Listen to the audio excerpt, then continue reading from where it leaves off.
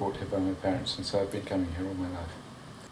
I really remember sunshine and messing about with boats. We were kicked out with oilskin coats and shorts and a pair of plimsolls and a floaty boat, and told to go and play in the river and not come back too soon. And the only cooking was on an old coal range, which was the only heat in the house. Although my great aunt lived here all through the summers. This was very basic, so there was a sink and an outside loo, which is a bucket really, and she washed in the stream. And there was no hot water, I think. But she was tough.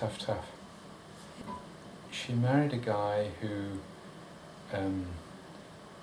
became very enthusiastic about Russia and went off and left her to go and this was before the Second World War.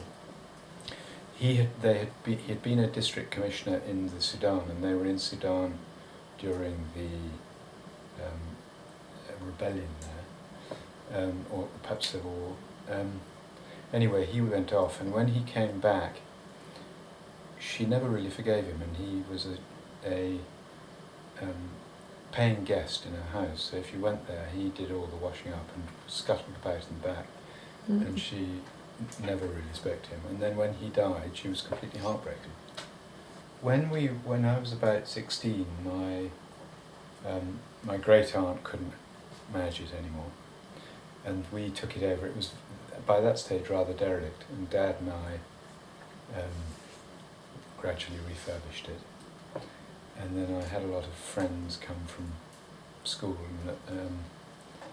and we had sort of work parties working on it, and have gradually done it all up. It was all very dark in here, and dark pine, and so the whole house had a rather dark feel, and rather Spartan, and just this range. I think that what's really wonderful about it is that because there's no escape and no distraction, you end up talking.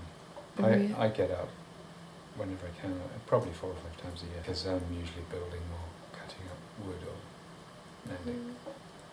Down the bottom of the loch there's some strange fish, big heads, little bodies, spiky bits, sort of angler fish, weird starfish, can be absolutely beautiful, clear skies and crisp and cold, but equally you get tremendous gales coming through, and they had some fairly extreme.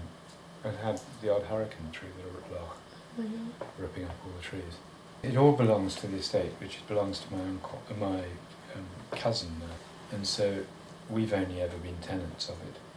But I think they recognise that we've done all the work here, and so they don't think there's any danger of us getting evicted just yet. So I'd love to spend the whole year here to see the seasons through, and I can imagine that being quite soon.